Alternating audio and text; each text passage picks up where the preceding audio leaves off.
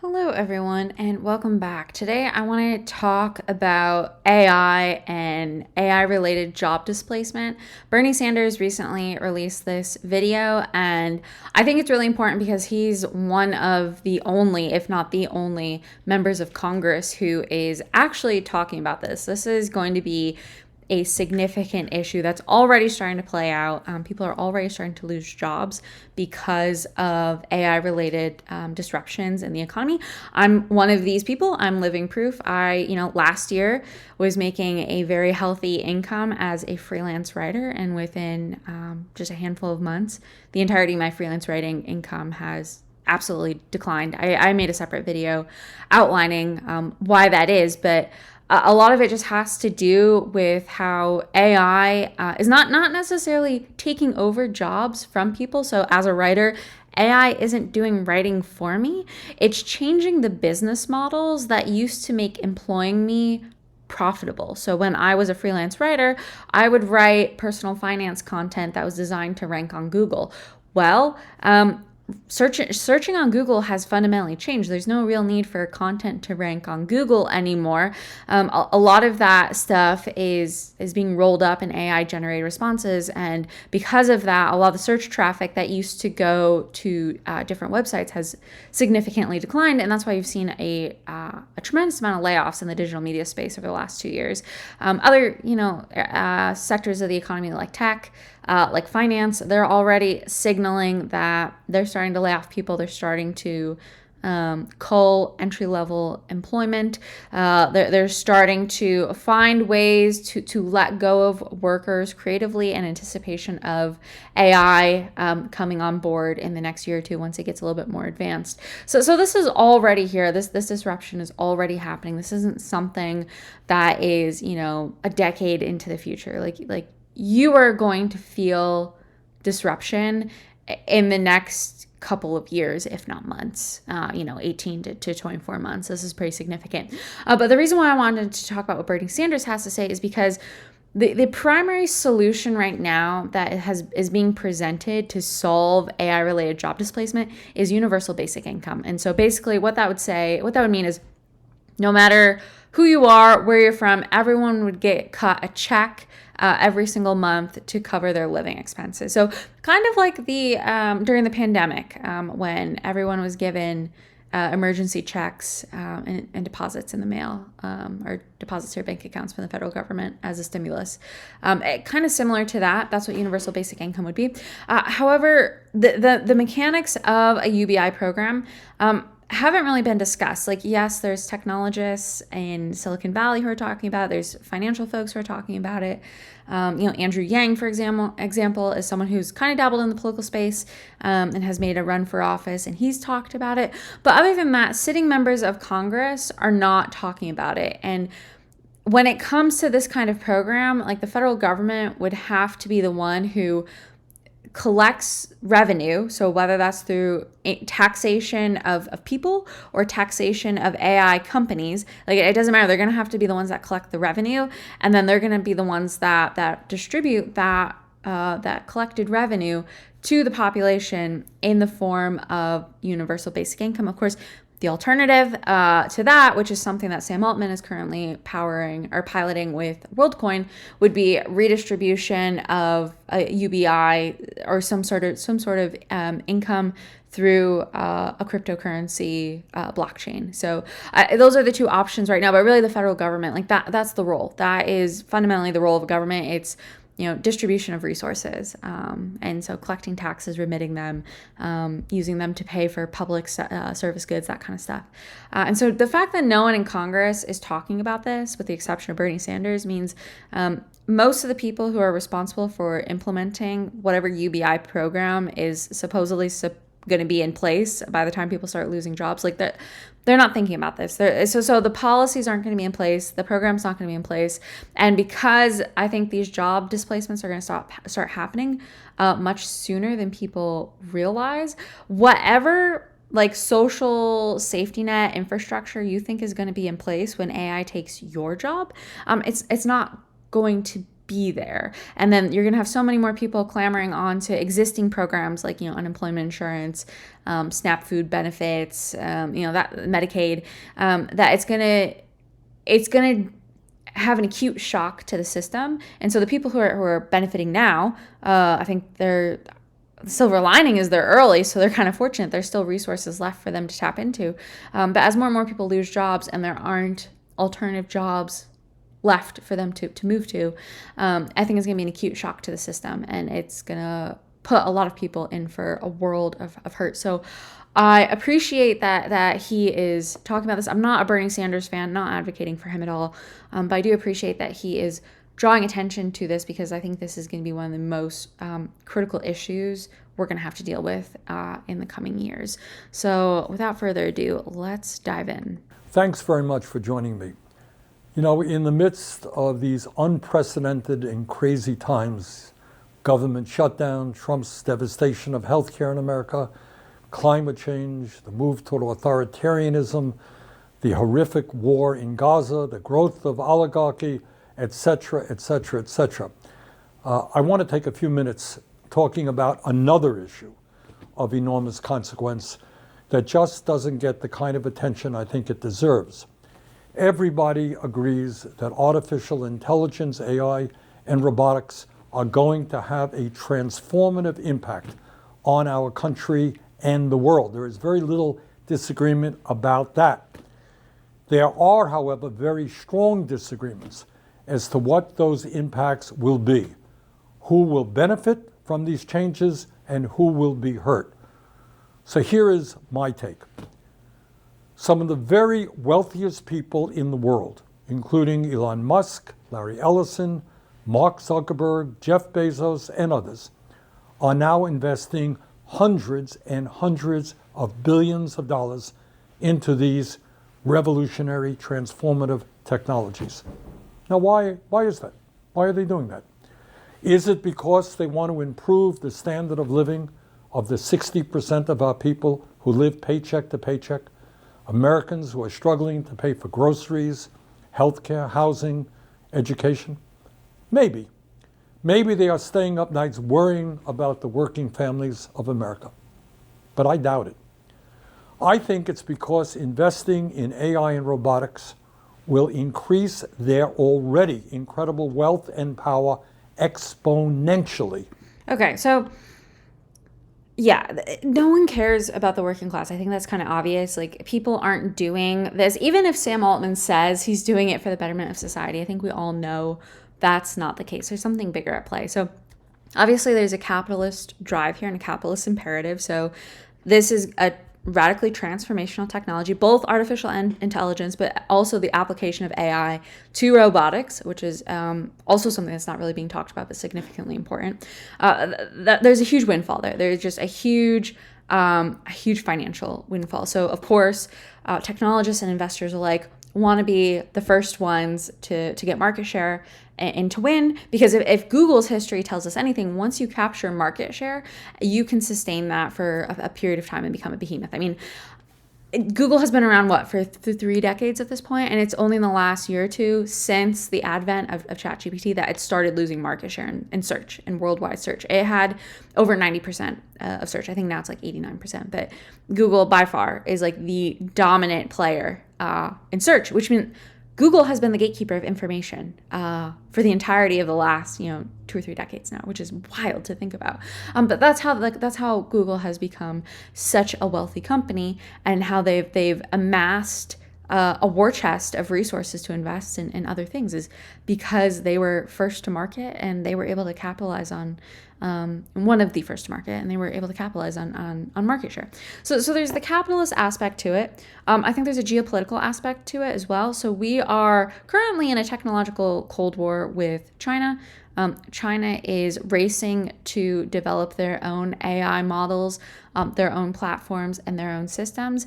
And this is because I think there's just a general understanding, recognition that whoever controls AI controls the future. So while there is a individual and a corporate imperative for folks like Jeff Bezos and Elon Musk and Mark Zuckerberg here in the United States, there's also a national imperative for the United States to be the one that leads the charge on AI, not China. And the reason for that is pretty obvious. I mean, China is a communist country. While they've developed a hybrid state-sponsored capitalist, quasi-capitalist communist system, like at the end of the day, it's still a communist country, and they have been deploying this technology to survey and monitor their population. So it's pretty obvious and evident, I think, to a lot of people that if China is the leader in this technology and they create the infrastructure that the rest of the world is required to use, so they create the models and the platforms that we're all expected to use, that will in turn be used to survey the population writ large and increase the risk of a more authoritarian regime. So obviously, like, freedom-loving Americans don't want that, so it's imperative for us to win. So that's another reason why people, especially like Mark Andreessen of Andreessen Horowitz, he's talked about this. That's why a lot of investors are pumping money into AI development right now. Like, we have to win. We cannot let China win. So you got the capitalist windfall. You got the geopolitical imperative in the technological Cold War that's underway. But then there's a third factor here, and he kind of alludes to it here. He talks about power, but it's not just power in the sense like political or financial power. You have to understand the belief system underpinning those who are operating in Silicon Valley. I've done a separate video on techno religions that might be worth a watch after this if you're interested.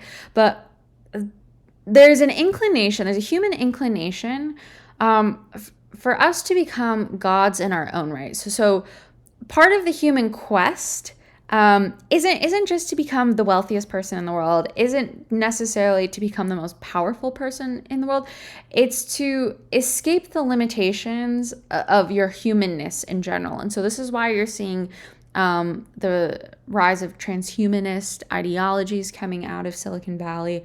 This is why people are obsessed with biohacking and the life sciences revolution that's also happening concurrent to the AI revolution. There's a large swath of people that don't just want to be powerful. They don't just want to like secure a legacy for themselves in the history books. They want to be gods. They want to be a creator and a god. And there's lessons from the Old Testament that I think are quite perilous that people would be wise to learn from.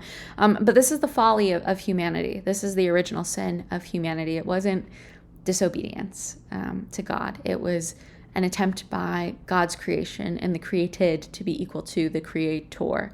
And so with the advent of artificial intelligence, this is now possible. The people who are creating artificial intelligence are quite literally creating an entirely new species of something. I don't even know if you can call it human. For a period of time, we might see a Homo. Yuval Noah Harari has referred to this as Homo Deus. So maybe a combination of human and organic material with inorganic material. So people who are augmented or biologically engineered to be superior. But at some point, you're going to have machines, like full machines that are conscious and capable of making decisions and acting in a way that allows them to reach escape velocity and become a superior being. So the technologists in Silicon Valley see this as an opportunity to play God, and they are seizing on that opportunity. They are salivating at it. And so I think that's what this is all about. It's the power and the ego and the drive to be something far greater than yourself, but it's not necessarily for the betterment of humanity. It's very selfish and egotistical in nature, and I think it's a combination of these things that are really driving people. But I think it's that latter one, this idea to have the opportunity to be God. I think is what especially folks like Sam Altman I think are really, really after. Among other impacts, the artificial intelligence and robotics being developed by these multi-billionaires will allow corporate America to wipe out tens of millions of decent paying jobs, cut labor costs, and boost profits. The result? The wealthiest people in the world will get even richer while working families lose their jobs and their income. And unless we act, here is, in my view, I don't claim to have all the answers, but in my view, this is what is likely to happen in the next 10 years. Now, as a member of Congress who vigorously opposed the disastrous trade agreements that decimated communities throughout this country, I, like most Americans, want to see manufacturing rebuilt in the United States of America. But let us be clear. New factories won't mean much for working people. I want to add some context here because I think this is historically important. This is something I've been studying on my own time, this idea of deindustrialization and the elimination of middle class and working class jobs here in the United States in the manufacturing sector. And I think this is a really good precedent that shows what's about to happen to the knowledge sector and the white collar workforce and other parts of the economy as well, where automation is about to be rolled out. So what happened in the late 60s and into the 70s is that there was a number of changes in the global economy, in part due to competition from recovered economies in Germany and in Japan, changes in just global credit markets and access to credit. Obviously, the war in Vietnam was a huge drain on the U.S. economy and the global economy. And so all these changes were happening, and companies had to preserve their profit margins. But one of the biggest changes that happened that required companies to do this is that they started seeking out support from shareholders. It became more and more expensive due to rising interest rates to access lines of credit, to take out debt to keep their businesses afloat. So you had small mom and pop, not even just small, like medium-sized mom and pop manufacturing facilities across the United States who saw their access to credit limited. You saw inflation drive up the cost of borrowing. So these companies started looking towards shareholders. And so they started looking towards investors. So it marked a transition from, I would say, like a parental type of capitalism where companies were responsible for the well-being of their employees. And so that's why, manufacturing workers in the 50s and 60s had really good benefits and had great, decent middle-class lives. And it changed the imperative to please the shareholders because they were the ones providing the capital to keep businesses afloat. And so in order to protect the profit margin, the thing that the investors cared about the most, American manufacturers began shipping jobs overseas. So this meant textiles went to Asia, electronics manufacturing went to Japan and Korea, and we started outsourcing all sorts of production of different goods to low-cost centers overseas. And obviously, over the last 40, 50 years, we've seen the consequence of this, where it completely gutted an entire class of people, not even just people working in those jobs.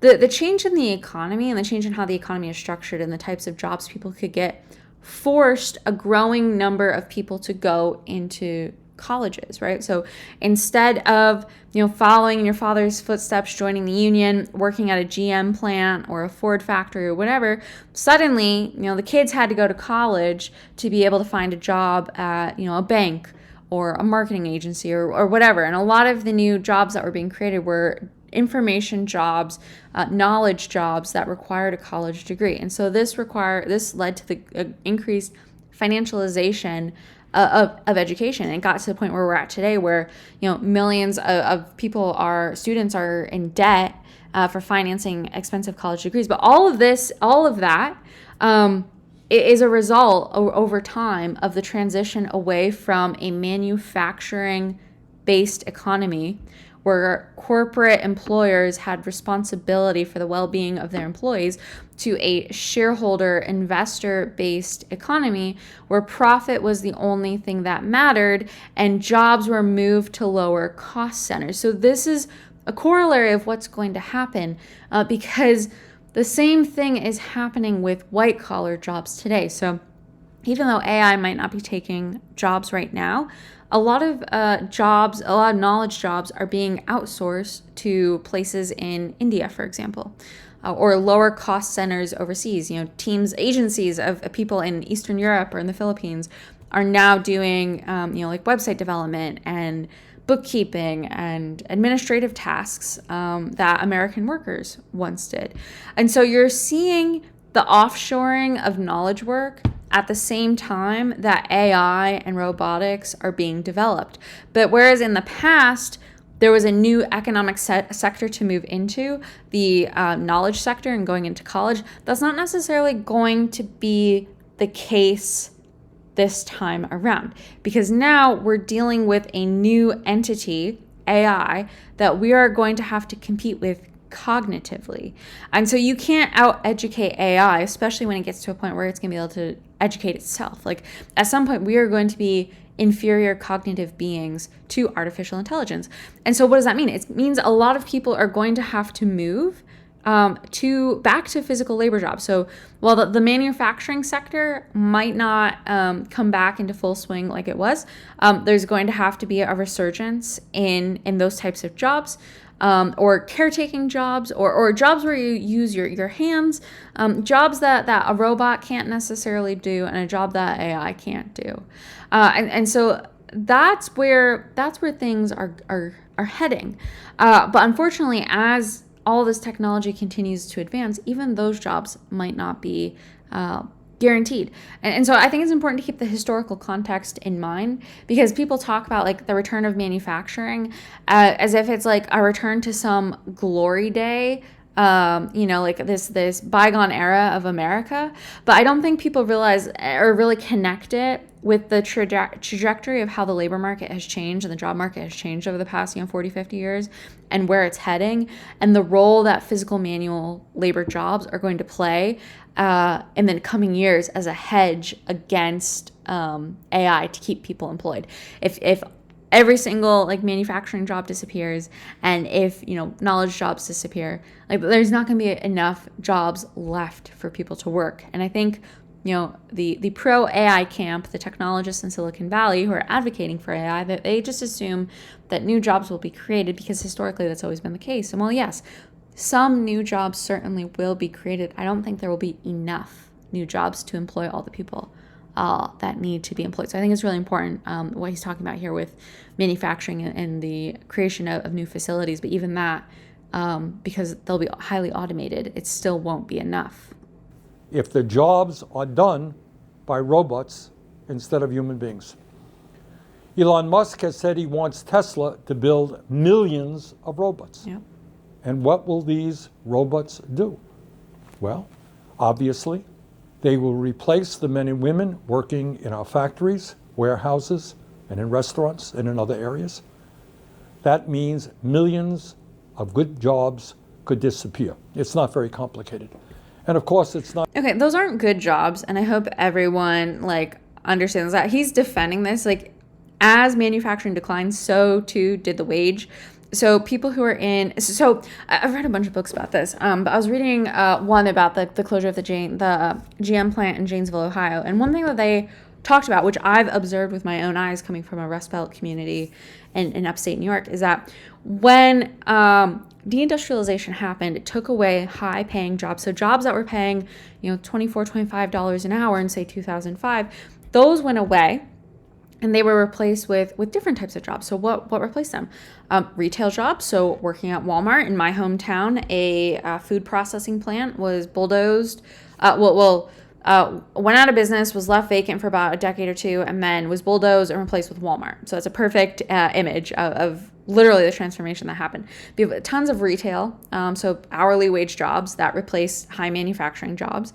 And then you have distribution warehouses. So instead of working for $25 an hour at with union benefits and all that kind of stuff in a manufacturing plant, you have people who had to take a pay cut to go work at a distribution center in a warehouse. But now, those jobs obviously are being automated out, and not even just with AI, things like self-checkout. Amazon has all sorts of different automation systems and workflows in their warehouses to streamline their processes. So this is, this is already and has been happening for a while now. But for for Bernie Sanders to say that those are good paying jobs is a complete misnomer, because those are not good paying jobs. Those were the jobs people were left with when manufacturing went away. And unless you decided to go to college and foot the bill to do so or finance it, like those were the options a lot of people were left with. And I think that's what has left so many Americans destitute today. I don't think it's necessarily that the billionaire class, like Elon Musk, is hoarding a bunch of wealth. It's that we diverted productivity gains away from workers into the hands of investor shareholders, and we did that by eliminating the jobs that these workers would have worked and otherwise would have received compensation from, right? Like, jobs are the mechanism through which wealth is redistributed. So if jobs go away, the mechanism for redistributing wealth goes away too. And as we saw with the transition from a manufacturing economy to a knowledge economy, the jobs that replaced the working class jobs that someone with a high school degree, high school diploma could get, they were replaced with lower quality jobs that further impoverished people. Not just Musk. Amazon, owned by Jeff Bezos, has already laid off 27,000 workers since 2022. The company now has more than 1 million robots working in its warehouses, and soon these robots will outnumber human workers in Amazon facilities. Okay, to be fair, this isn't necessarily a loss for humans. Like, Amazon has such a terrible reputation that they have gone through so much turnover in their warehouses that they're actually running out of people to employ. So part of this is Amazon's fault. Like, they have to implement robots. They have to bring up robots on board, because they have literally burned through the working population in the United States, and they have run out of people that they can employ. In 2016, Foxconn, the massive manufacturing contractor for companies like Apple and Google, replaced 60,000 workers in a single huge factory in China with robots. Now, the company is planning fully automated factories. And just a few months ago, Foxconn CEO Young Liu predicted that artificial intelligence will make it unnecessary for large corporations to outsource jobs to low-wage countries. You know why? Because robots will be doing most of the manufacturing work. So this is a big deal, and it's not being, like I said, none of this is really being talked about. So when we deindustrialized the American economy in the 70s and the 80s and the 90s, we shipped those jobs to Asia. So the rise of Asia in the last several decades is due in part to American companies diverting their labor costs to China. And much of our economy today is predicated on that. Like, almost everything you purchase, if you go on Amazon, almost everything you buy on Amazon is manufactured in China or another country in Asia. So when this happens, this is going to, when automation like this happens, like he's talking about, it's going to further reduce already impoverished pockets of people across the world back into poverty, right?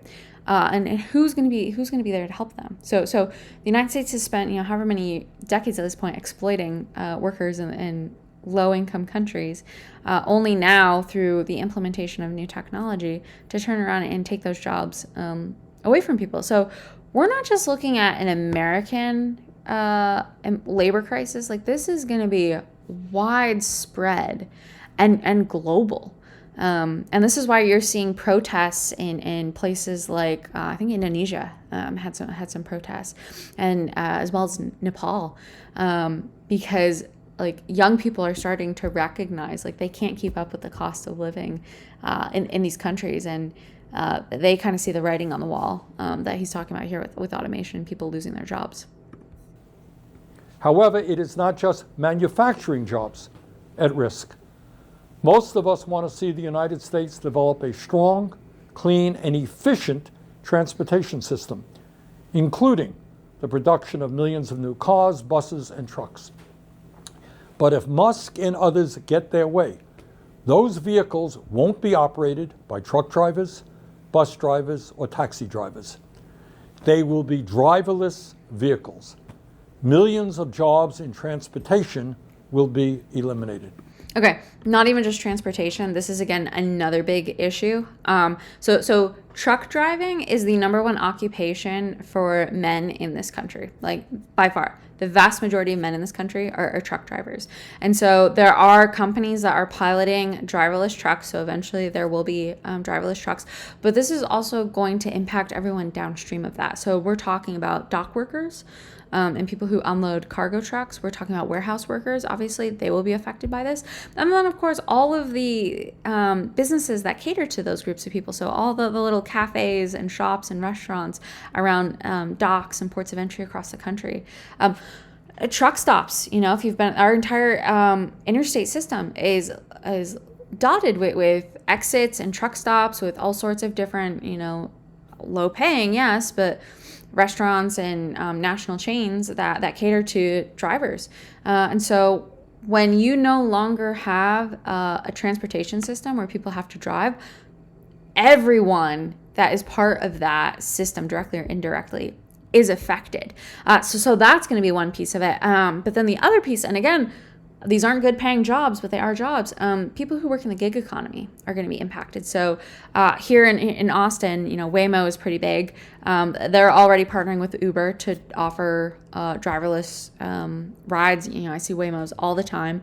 Robotaxi is piloting here in Austin as well. And the eventual goal of Robotaxi is to be able to have a software that is uploaded into every single Tesla car across the country. And if you, as a Tesla owner, want to toggle on Robotaxi, you can, and it will create a driverless fleet of vehicles. So while you're at work, your Tesla can be driving around town, giving people rides, and making you money. So it's going to take away jobs of Uber drivers and Lyft drivers. And then today I was reading that Waymo is doing a partnership with DoorDash in Phoenix to do driverless delivery. So we, as part of this larger transition, so we deindustrialized, we moved people to low-paying retail and warehousing jobs, and then around the time of the pandemic, people started moving more towards gig jobs because those offered more flexibility and at the time paid more. So you even saw a transition away from those stagnant retail jobs into gig jobs. And so you have millions of people who are working these jobs who are now not going to have any options. They're not going to be able to work these jobs. And because these jobs cater to immigrants, a lot of the Ubers I've been in are all immigrants who are driving them. They cater to folks without an education, so folks who didn't go to college. Those people are definitely gonna be left stranded, and it's gonna be like, okay, what do we do with these people? And because the political elite in Washington does not see those at the bottom of the socioeconomic totem pole as people, they truly are going to be left out to dry, left in poverty.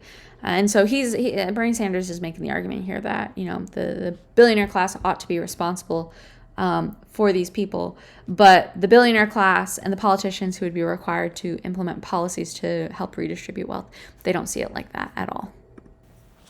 This is not science fiction. It's already happening. FedEx is using driverless trucks to haul heavy loads along the I-45 corridor between Dallas and Houston through a company called Aurora. Walmart is using autonomous trucks for short-haul deliveries in Arkansas through a company called Gatik. Kodiak Robotics has partnered with IKEA to conduct driverless deliveries in Texas. Waymo is operating self-driving cabs in Los Angeles, Phoenix, San Francisco, Atlanta, and Austin. We all want to see more startup companies and small businesses, but for workers, that will mean very little if half of all white-collar entry-level jobs are eliminated over the next 5 years. I appreciate that he highlighted startups, because I think there's been a conflation with small business and startups. A lot of people assume startups are job creators, and they're not. Like, startups you see in Silicon Valley, they are lean startups. They're trying to follow a lean business model where they employ as few people as possible. in order to maximize their runway and their ability to get a minimum viable product to market as quickly as possible. So these are the people who are offshoring jobs to agencies in Europe and in Asia. And these are companies that work with as few people as possible. And the ones that are going to be the first ones to adopt AI. But even then, a lot of the problems that are facing the startup and small business ecosystems right now is a lack of capital. So like I said in the beginning, there are multiple reasons why people are racing to be the first to unlock AI.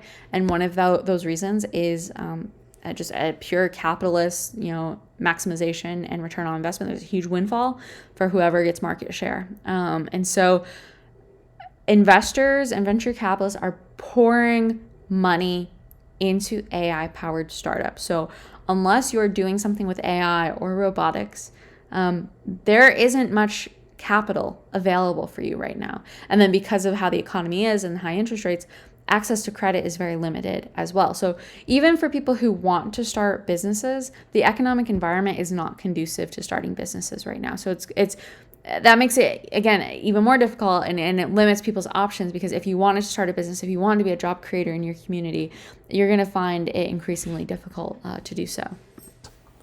And that is exactly what has been predicted by Dario Amodei, the founder of Anthropic, one of the leading AI companies in the world. As the ranking member of the Health, Education, Labor, just to give context to that reference there. So Dario Amodei is the CEO of Anthropic. Anthropic is the company that runs Claude. Claude right now is probably one of the top AI platforms being used by businesses and the professional sector of the economy. So they've partnered with, I think, IBM, and Deloitte, and some other bigger companies. They're offering deals for the federal government. I think it's like $1 for Claude memberships for people who work with federal civilian agencies. So they're kind of positioning themselves to be the primary tool used by businesses.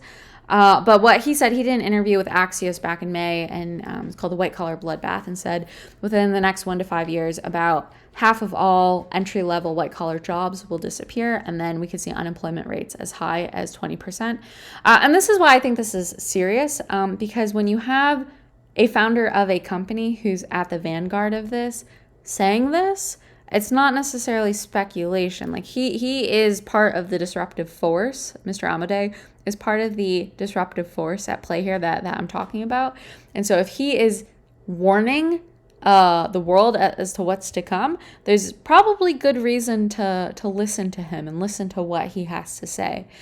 So if he says, there's going to be a white-collar bloodbath, it would be wise to prepare for that inevitability, regardless of whether or not it actually comes to fruition. It's better to be prepared for the worst-case scenario than be caught flat-footed with your head in the sand, assuming nothing bad is going to happen.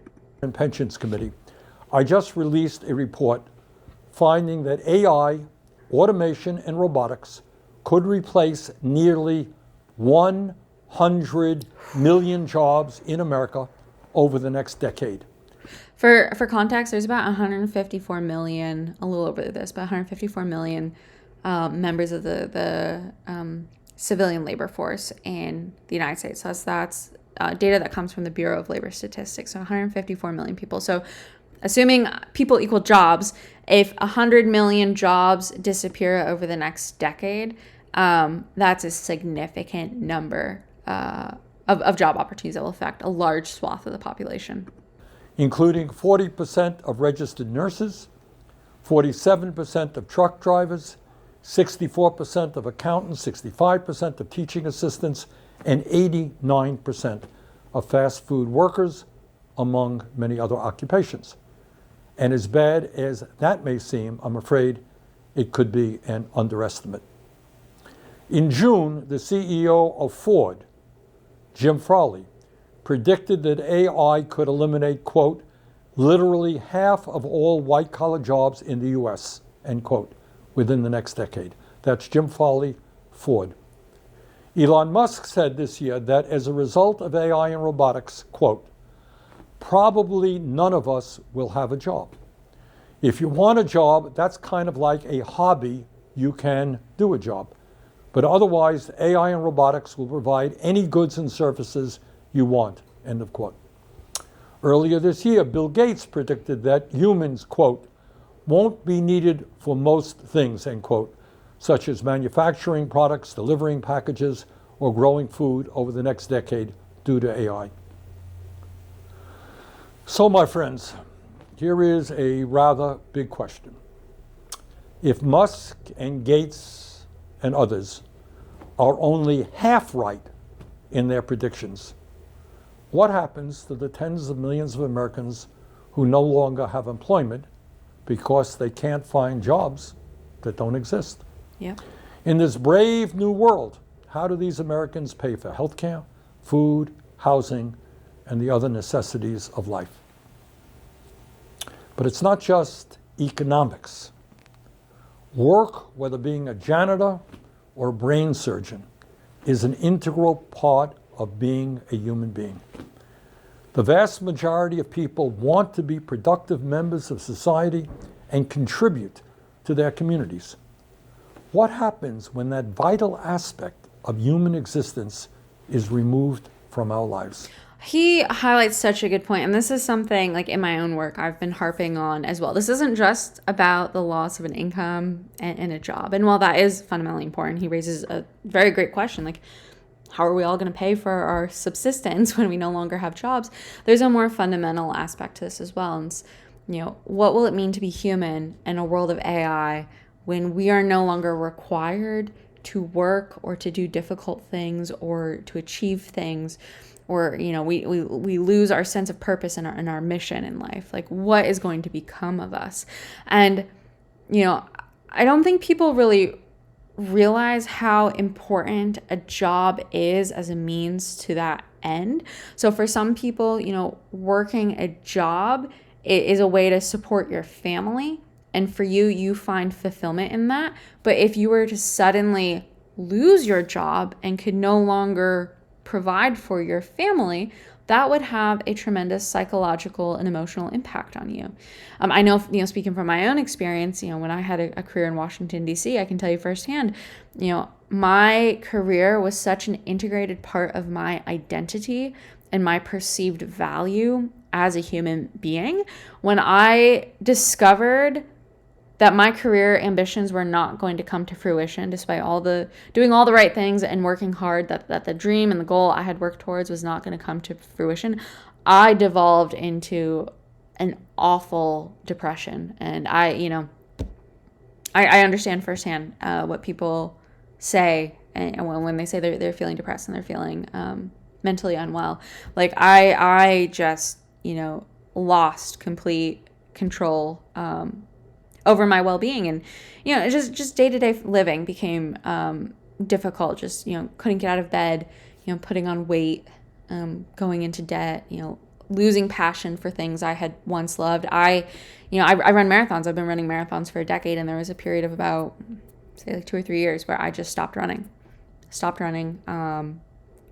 Was registered for a marathon and did not show up to run it because I just mentally could not put myself through training because I was in such a bad mental headspace. So I've experienced this, and this is why I'm so passionate about this and trying to help people understand where this is going and why this is so important, because I understand what it was like for me not having my career work out and seeing how that affected my perception of myself and my worth and my well-being.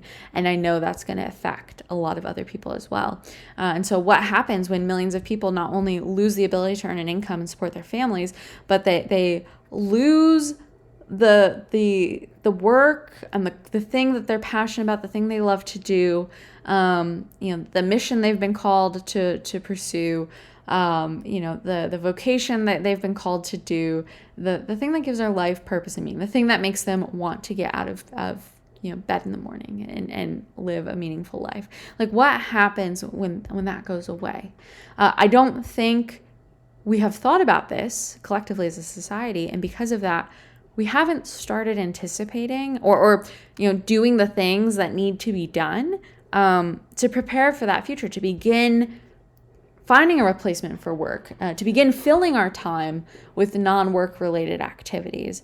And because so many people, especially folks on the left, are prioritize careerism, particularly women, have abstained from starting families, who aren't married, who are alone, single, I think they're going to be completely mentally and psychologically eviscerated by this. Like, it's not even just that these women in particular won't have jobs. It's like they won't have a reason to exist anymore. And so I think we're going to experience the greatest mental health crisis, the likes of which we have never seen before.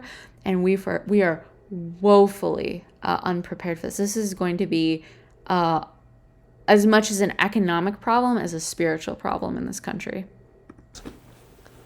Further, and now we get into some pretty deep stuff, the rapid developments in AI will likely have a profoundly dehumanizing impact on all of us. Yeah. In many ways, it will actually redefine what it means to be human, fundamentally alter our relationships to each other, and the very nature of what we call society. Can AI and robotics be of help to us in many ways? Absolutely. I believe they can. I am not a Luddite. The goal, however, is to make sure that the new technologies being developed serve human needs and not just further enrich a small number of multi-billionaires. We do not simply need a more efficient society. We need a world where people live healthier, happier, and more fulfilling lives.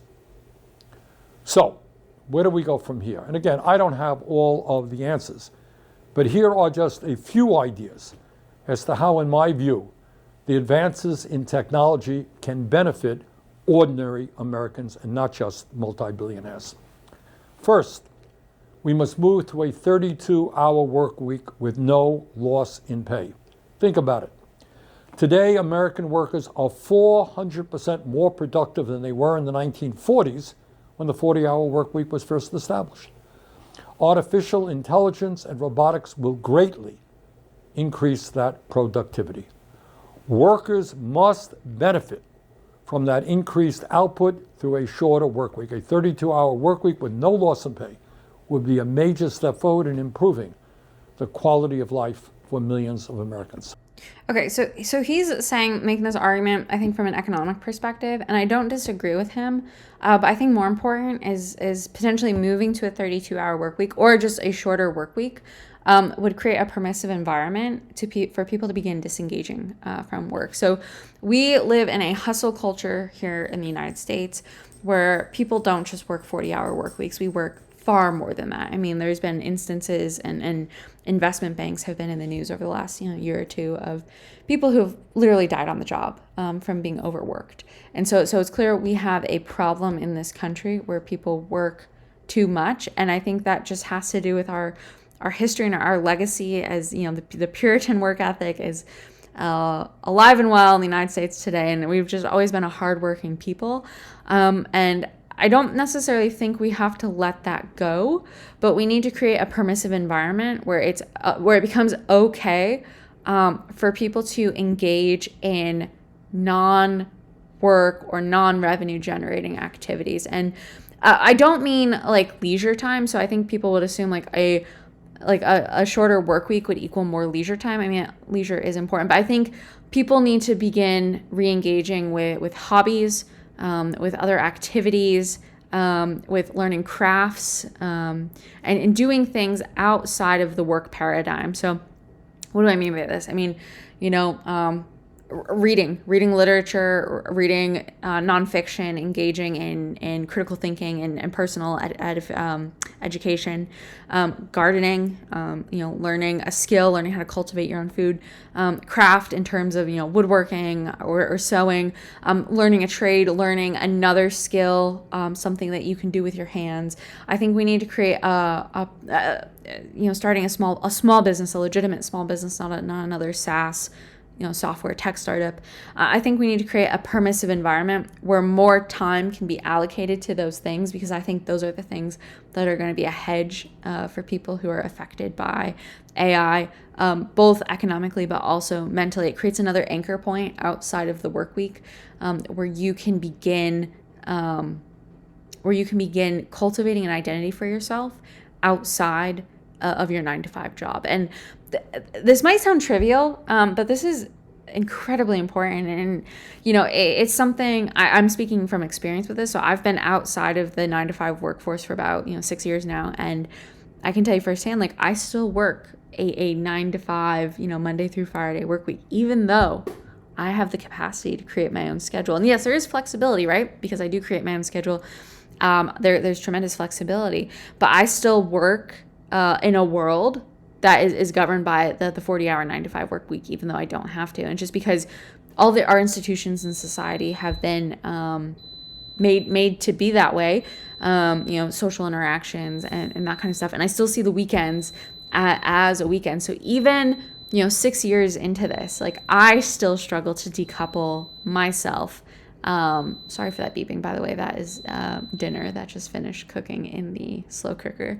But even I struggle with this. So if someone like me who's already been practicing this and already has a great degree of discipline is struggling, imagine what your average 9 to 5 worker is going to go through once they're just thrust into a world where they have unlimited free time and they're not used to a permissive environment that allows them to work less, and they just don't know how to structure their time. I think that is going to be debilitating and crippling for a lot of people as well. Second, we must require large corporations to allow workers to elect at least 45% of the members of their boards of directors, similar to what already takes place in Germany.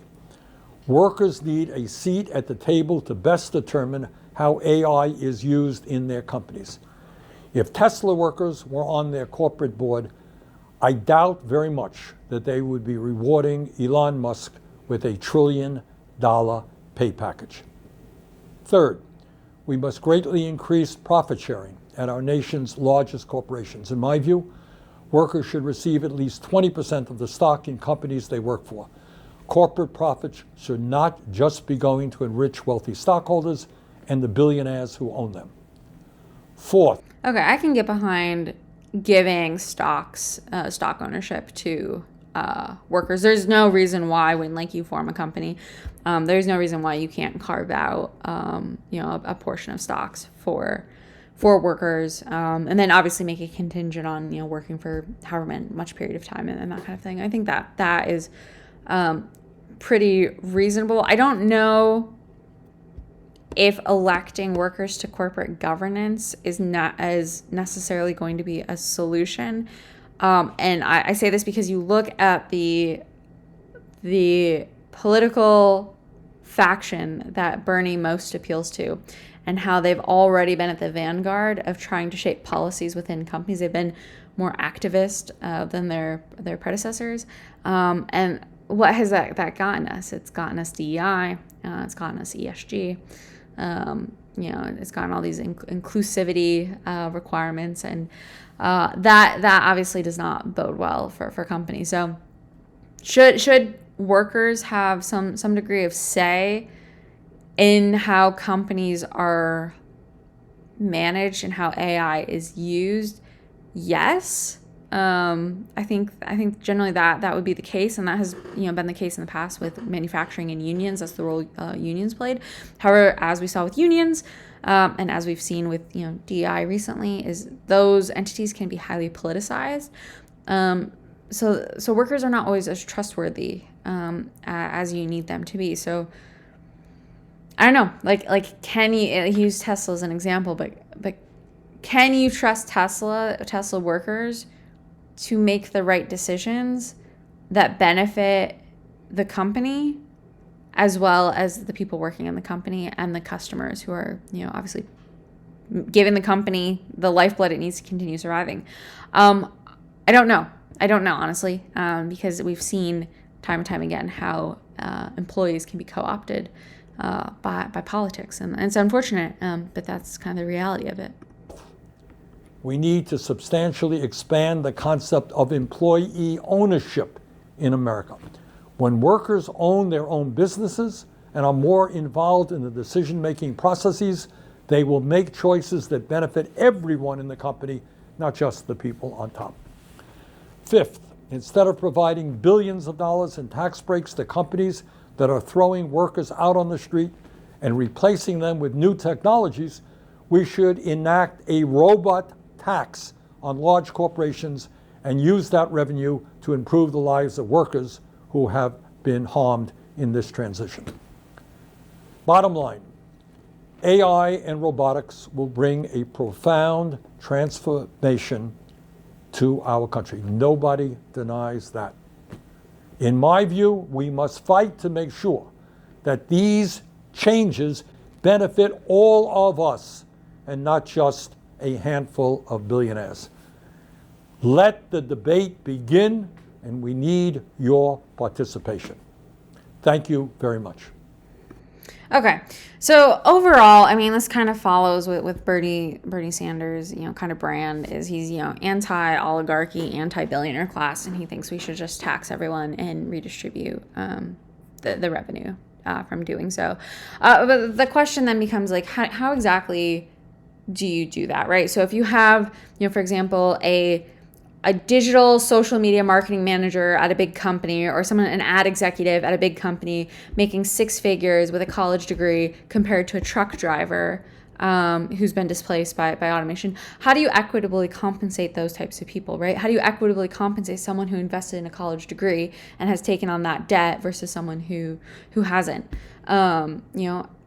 How do you equitably compensate someone who is ignoring all of this and just, waiting for Uncle Sam to step in versus the people who are proactively anticipating the transition and preparing now, those who are learning how to be AI literate, those who are cultivating new skills, who are starting businesses, who are being responsible. Like, how do you, where's the equity there? And I think this has been like the fundamental problem of a lot of these debates, especially, socialist debates, is there's no way to implement fairness. There's no way to implement these policies fairly, and so like it's just because of that, and because there's no way to do this like a good way, it ends up being like a moot point. So Bernie Sanders can talk about this till he's blue in the face, but at the end of the day, like, he's in Congress, he's the one who has the power to like make these changes. It's not up to you and I. Like, we're not gonna be the ones to make these changes, and so it's got to be up to him. It's got to be up to the leadership within Congress to make these changes, to put safety guardrails in place, and to make sure the lessons that are learned from the transitions and earlier periods of our economy are and history isn't going to repeat itself again.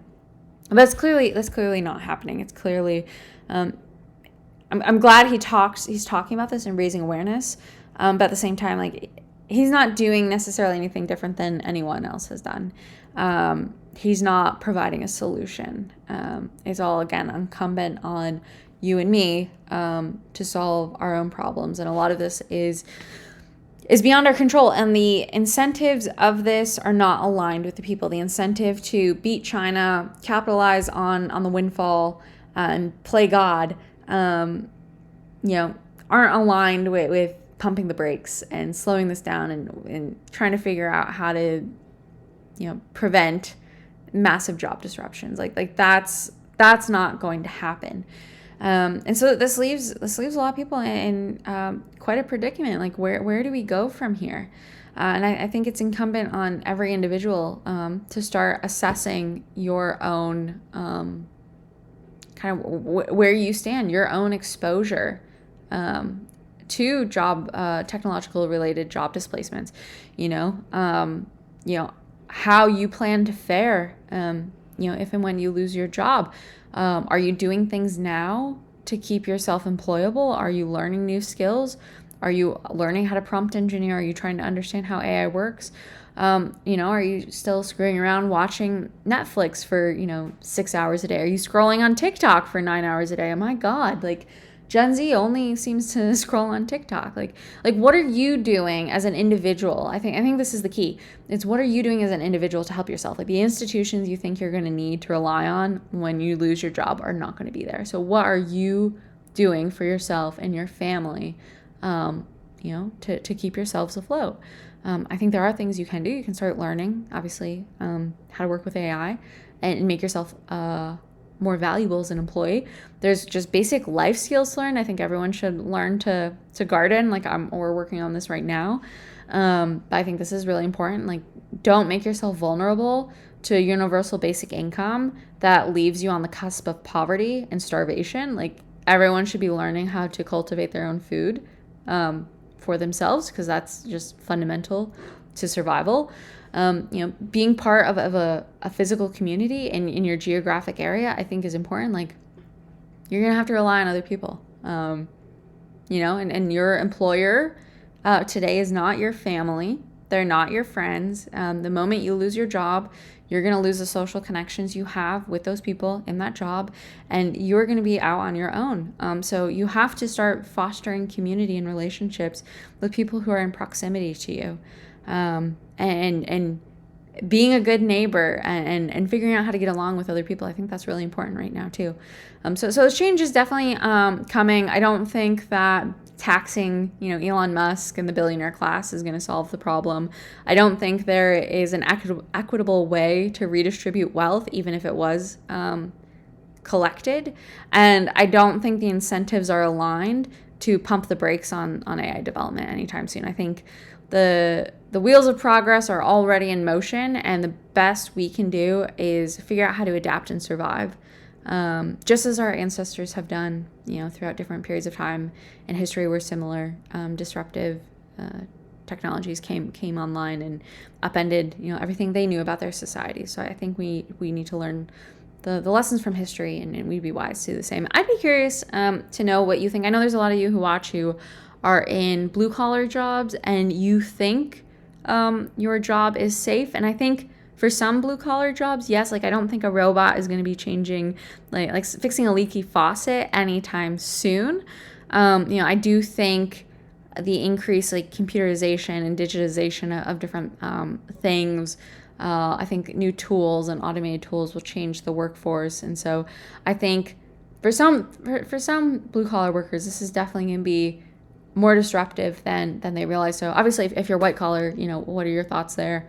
But if you're blue collar and you think you're safe, like, have you thought about this at all? And what are some of your plans? What are some of your plans moving forward? And what have you thought about this? And what are some of the lingering questions you still have? I think that's the important part of this conversation is, what are the things in the back of your mind that you're still thinking about and you're wondering and you wish you had answers to? I would love to dive deeper into some of those. So I'd love it if you would leave some of your thoughts in the comments. I appreciate you for watching. If you enjoyed this video and you're not subscribed, I would love it if you would like and subscribe. And I'll see you in the next one.